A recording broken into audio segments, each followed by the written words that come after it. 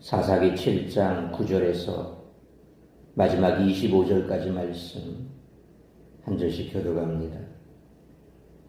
그 밤에 여호와께서 기드온에게 이르시되 일어나 진영으로 내려가라. 내가 그것을 내 손에 넘겨주었느니라.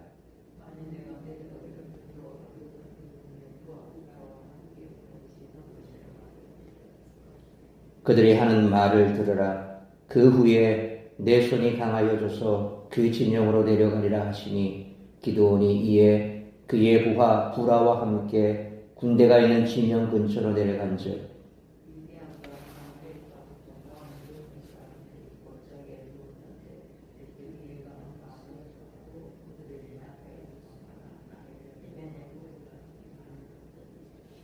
기드온이 그곳에 이른즉 어떤 사람이 그의 친구에게 꿈을 말하여 이르기를 보라, 내가 한 꿈을 꾸었는데 꿈에 보리떡 한 덩어리가 미디안 진영으로 굴러들어와 한 장막에 이르러 그것을 쳐서 무너뜨려 위쪽으로 엎으니 그 장막이 쓰러지더라.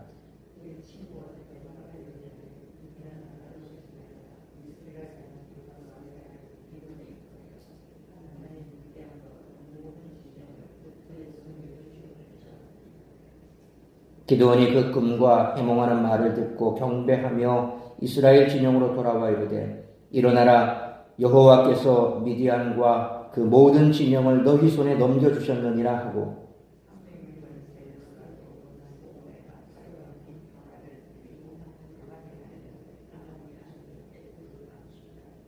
그들에게 이르되 너희는 나만 보고 내가 하는 대로 하되 내가 그 진영 근처에 이르러서 내가 하는 대로 너희도 그리하여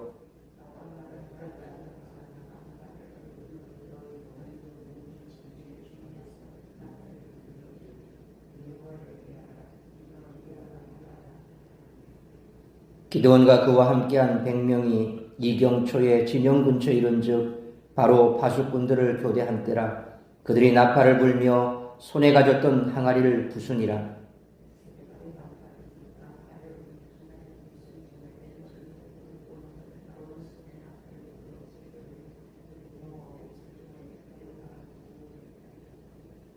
각기 제자리에 서서 그 진영을 에워싸매 그 온 진영의 군사들이 뛰고 부르짖으며 도망하였는데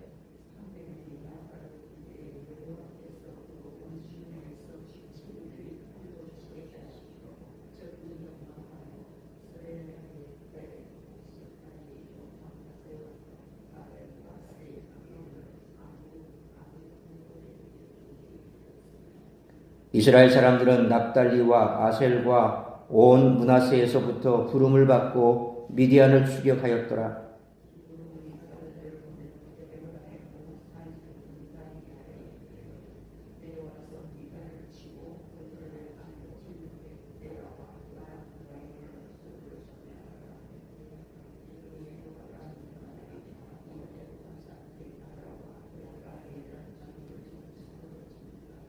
(25절) 같이 읽습니다.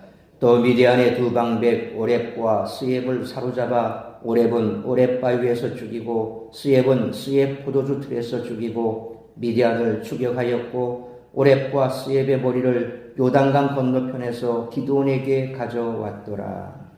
아멘. 오늘 본문은 두려움에 떨고 있는 기드온에게 하나님이 확신을 주시는 내용을 담고 있습니다.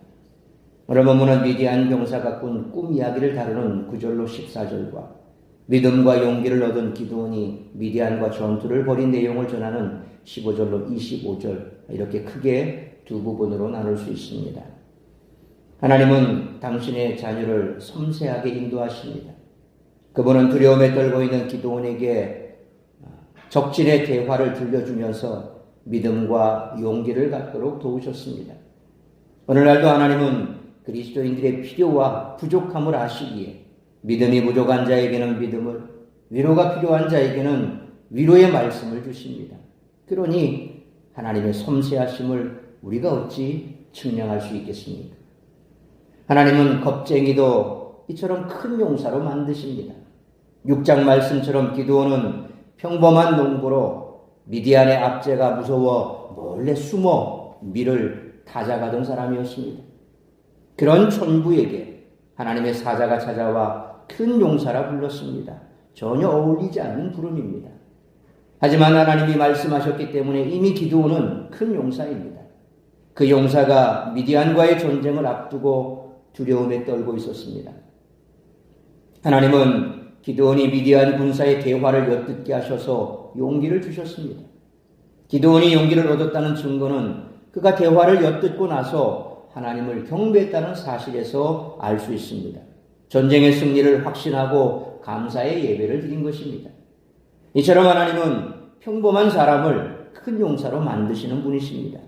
하나님이 함께 하실 때 큰 역사가 일어나는 줄 믿습니다. 오늘날 그리스도인에게는 성령께서 항상 내주하십니다.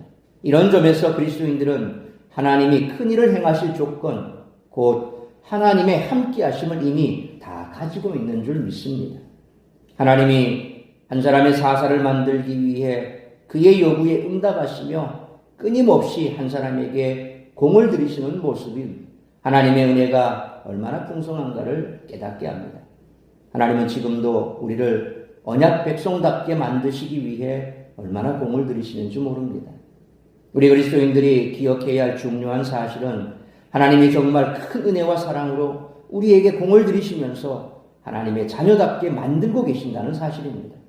하나님은 우리가 그분의 구원과 영광과 복을 누리기 원하시는 줄 믿으시길 바랍니다.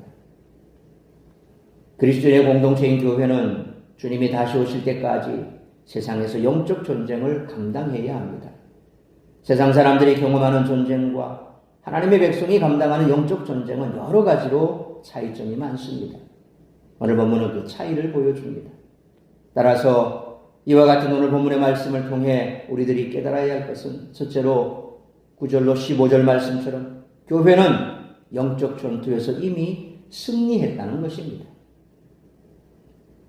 세상의 경쟁과 싸움에서는 힘과 부묘를 비교해보면 결과를 예측할 수 있습니다. 하지만 하나님의 전쟁은 그 결과가 이미 결정되어 있습니다. 9절로 11절 말씀처럼 하나님은 기드온에게 부하 부라와 함께 밤에 미디안 진영으로 내려가서 그들이 하는 말을 들으라고 하셨습니다.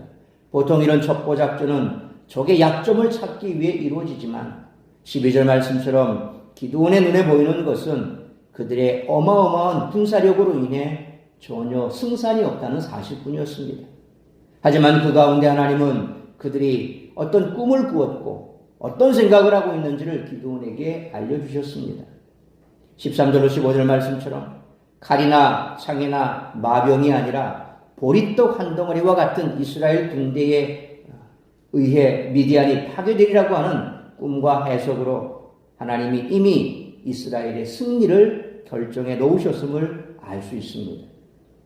그러므로 교회는 영적 전투에서 이미 승리했기에 눈에 보이는 세상의 규모나 힘을 두려워할 것 없이 말씀대로 살면 승리를 주신다는 사실을 항상 기억하고 믿음으로 교회 승리를 위해 항상 기도하는 우리 모두가 되시기를 축원합니다. 두 번째로 16절로 20절 말씀처럼 성도는 영적 전투에서 세상과 전혀 다른 방법으로 싸운다는 것입니다. 전쟁을 수행하는 사람의 손에는 당연히 칼이나 물매 등의 무기가 들려있게 마련이지만 기드온과 함께한 이스라엘 백성의 손에는 16절 말씀처럼 나팔과 빈 항아리, 횃불뿐입니다. 하지만 그것이야말로 20절 말씀처럼 여호와와 기드온의 칼이었습니다. 대부분의 군대는 지휘관이 뒤에 있고 병사들이 앞으로 나가지만 이스라엘의 군대는 17절 말씀처럼 대장인 기드온이 앞장서서 다른 이들의 모범이 되었습니다. 함께 싸우는 병사들은 18절 말씀처럼 여호와 하나님을 위해 또 자기 지휘관을 위해 싸운다고 외칠 것입니다. 이스라엘은 전형적 전쟁 방식을 사용하지 않았고 하나님이 알려주신 시간과 전술을 통해 수많은 대적 앞으로 나아갔습니다. 이것은 가나안 땅에 들어가는 초입에 여리고성을 점령했을 때도 마찬가지 아닙니까? 인간적인 생각에서 보면 아무런 전술도 전략도 없습니다. 하나님은 그저 단 한 가지만 명령하셨습니다. 매일 하루 동안 여리고성을 그냥 한 바퀴 돌아라. 아무 말 하지 마라. 그리고 마지막 7일째 너희가 7바퀴를 돌고 마지막 도는 순간에 소리를 질러라. 제사장의 나팔 소리와 함께 함성을 질러라. 이건 뭐 전쟁을 하겠다는 건지 뭘 하겠다는 건지 우리가 현대 전략적으로 생각했을 때는 그냥 죽으러 가는 거나 마찬가지 아닙니까? 성을 그냥 아무 말 없이 돈다. 그런데 참 거기에는 가만히 앞에 내용들을 살펴보면 그게 하나님의 참 지략이었다라는 것을 알 수 있죠. 왜냐하면 여리고성을 정탐했을 때 사람들에게 들려지는 소리가 뭡니까? 요단강을 건너온 그 바로 히브리 민족, 이스라엘 민족은 하나님께서 함께한 민족이고 그래서 그들에 대한 두려움이 그 성에 가득했다라는 겁니다.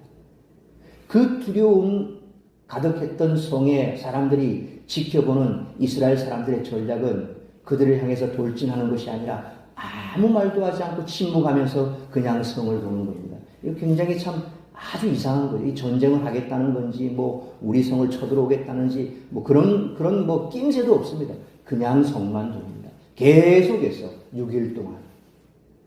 어떻게 보면 참 공포스러운 일이죠.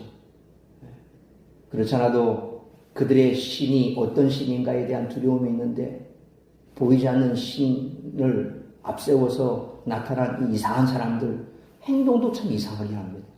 아마 그런 것이 더 그들의 마음을 사로잡았을 겁니다. 그리고 마지막 순간 하는 것이 뿔나팔 소리가 들리고 그리고 함성을 지릅니다. 참 기괴한 전쟁이죠. 하나님의 방법은 참 특이합니다. 오늘 역시 기드온이 싸웠던 그 전쟁의 방식도 아주 특이합니다. 무기는 아무것도 없습니다. 그냥 항아리 횃불을 감추고 있습니다. 그리고 뿔나팔을 다들 들고 있습니다. 근데 이유 역시도 깜깜한 밤에 갑자기 쳐들어왔죠. 그리고 그 깜깜한 밤에 뿔나팔 소리가 들리면서 항아리가 깨집니다. 이 300명이 항아리를 동시에 깬다고 생각해 보십시오. 꽝꽝꽝 짜랑짜랑짜랑 아주 이 밤중에 울리는 소리가 자다가 깬 사람에게는 아주 놀랄 소리 아니겠습니까? 조용한 밤에 유리병을 바스락 밟았다. 그러면 그 바스락하는 소리가 아주 크게 울리죠. 300명의 용사가 항아리를 동시에 깨뜨렸습니다. 항아리가 동시에 깨지니까 뭐가 나옵니까? 횃불이 나오죠. 갑자기 환해집니다. 그러니까 기겁할 노릇이죠. 참 하나님의 전략은 우리가 생각했을 때는 피를 흘려서 싸우는 그런 전쟁이 아니라 하나님만의 독특한 방법이 있다는 겁니다. 이처럼 하나님의 백성은 하나님의 방법과 전술로 세상으로 나아간다는 겁니다. 세상의 기준으로 본다면 교회보다 부유하고 강한 조직, 그런 집단은 얼마든지 있습니다. 하지만 교회는 세상과 전혀 다른 방법과 가치관을 갖고 있기에 능히 세상을 이긴다는 거죠. 세상 사람들이 바라는 것은 오른뺨을 때리면 나 역시도 상대방의 오른뺨을 때려야 됩니다. 왼뺨을 때리면 왼뺨을 때려야 됩니다. 그런데 이스라엘 사람들은 뺨을 칠 때 손등으로 치면 이건 굉장히 모욕적인 거거든요. 우리가 이렇게 때리면 사실 이건 뭐 시비를 거는 거나 아니면 분노했다라는 표시일 뿐인데 손등으로 이렇게 때려버리면 그러니까 이렇게 때린다는 건 상대방 오른뺨을 때리는 거죠. 그죠? 이렇게 탁 때리고 그러면 굉장히 기분 나쁜 겁니다. 그럼 어떻게 해야 됩니까? 나도 역시 똑같이 때려야 되죠. 상대방의 오른뺨을. 근데 뭡니까? 왼뺨을 돌려대라는 겁니다. 예수님의 말씀이 참. 그러니까 우리가 세상을 대적하는 방법은 세상이 생각했을 때는 전혀 상상할 수 없는 방법입니다. 원수를 만났을 때는 원수와 대적해서 싸워야 되죠. 근데 뭐라고 말씀하십니까? 원수를 사랑하라고 얘기합니다. 이건 있을 수 없는 얘기죠. 결국 우리는 세상과 전혀 다른 방법으로 싸우는 사람들이라는 겁니다. 그러므로 요한일서 5장 4절에 무릇 하나님께로부터 난 자마다 세상을 이기느니라. 세상을 이기는 승리는 이것이니 우리의 믿음이니라 라는 말씀처럼 영적 전투에서 세상과 전혀 다른 방법인 믿음으로 날마다 승리하는 우리 모두가 되시기를 축원합니다. 세 번째로 21절로 25절 말씀처럼 하나님의 권능으로 이긴다는 것입니다. 미디안의 군사는 숫자가 많기는 했지만 훈련도 되어 있지 않았습니다. 21절 말씀처럼 이스라엘은 각기 제자리를 지키고 진영을 에워쌌는데 미디안의 군사들은 대소동을 일으키며 도망했습니다. 하나님은 22절 말씀처럼 이스라엘이 아니라 미디안의 군대를 사용해 서로 칼로 치게 하셨고 결국 이들은 요단강 서편의 벳시다와 동편의 아벤무홀라까지 밀렸습니다. 이제 기드온은 23절로 25절 말씀처럼 다시금 납달리, 아셀, 므낫세 지파 사람들과 에브라임의 사람들까지 다 모아서 요단강의 나루터였던 벳바라를 점령하고 갇혀버린 미디안 병사들을 죽이기 시작했습니다. 그 결과 미디안 연합군의 대장인 오렙과 스옙까지 잡아 죽이는 전과를 올렸습니다. 이처럼 하나님은 당신의 수단과 방식으로 이스라엘에게 승리를 주셨습니다. 하나님의 백성은 하나님의 승리를 받아 누리는 사람들입니다. 그러므로 우리의 능력이 약하더라도 하나님은 강하시니 두려워하지 말고 하나님의 권능으로 날마다 승리하는 우리 모두가 되시기를 축원합니다. 사랑하는 성도 여러분, 교회는 세상의 기준으로 강함과 약함을 말할 수 없습니다. 우리에게는 거룩하신 하나님이 계시며 그분이 우리를 높이십니다. 그러므로 눈에 보이는 세상의 규모나 힘을 두려워할 것 없이 말씀대로 살면 승리는 우리에게 주어진다는 사실을 항상 기억하고 우리에게 이미 주어진 승리를 믿으며 세상과는 전혀 다른 영적 전쟁의 방법인 하나님의 권능을 믿는 믿음으로 싸워 승리함으로 하나님께 영광을 올려드리는 우리 모두의 삶이 될 수 있기를 주님의 이름으로 축원합니다. 기도하겠습니다. 거룩하신 아버지 하나님, 은혜와 사랑을 감사합니다. 오늘도 이 새벽을 깨워 말씀으로 예배로 하루를 시작하게 하시니 감사합니다. 오늘도 우리에게 주신 말씀 우리가 가슴에 새기며 이 땅 가운데서 교회는 연약해 보이고 또 힘이 없어 보이고 세상의 권력과 비교해 봤을 때 아무런 영향력도 끼치지 못하는 듯 그렇게 약해 보이지만 그러나 교회는 이미 세상과의 영적 전투에서 승리했다는 사실을 우리는 기억해야 됩니다. 또한 이 영적 전투에서 세상 가운데 성도들이 살아갈 때에 승리하는 방법은 세상의 방법이 아니라는 것입니다. 그들이 가지고 있는 힘을 가져야 되고 그들이 가지고 있는 권력을 가져야 우리가 세상에서 승리하는 것이 아니라 주님이 말씀하신 대로 그 말씀으로 살아갈 때 말씀 앞에 믿음으로 순종할 때 우리는 세상을 이길 수 있다는 것입니다. 하나님께서 이미 승리를 우리에게 보장해 주셨으나 그 승리의 방법만큼은 세상의 방법이 아니라고 하는 사실을 기억하고 뿐만 아니라 우리가 이기는 것은 하나님께서 우리에게 권능을 주셨기에 이길 수 있다는 것입니다. 하나님의 권능으로 하나님의 권능을 믿는 믿음으로 나아가며 하나님께서 말씀하시는 그러한 말씀의 방법에 순종하면 우리는 결국 승리할 수밖에 없다는 것입니다.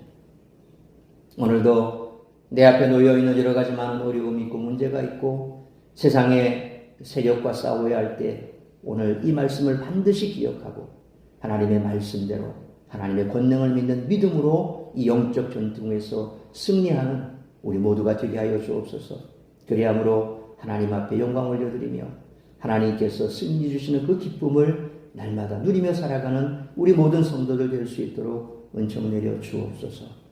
특별히 아버지 하나님 아픈 성도들 치료하시고 회복시켜 주시고 그들을 강건케 하심에 세상 가운데 쓰러지지 아니하고 믿음으로 승리하며 오늘도 나를 통하여 이루고자 하는 하나님의 뜻이 무엇인지 그 뜻을 이루기에 부족함이 없는 복된 한날의 삶이 될 수 있기를 간절히 빌고 소원하오며 이 모든 말씀 우리 주 예수 그리스도의 이름으로 기도하옵나이다. 아멘.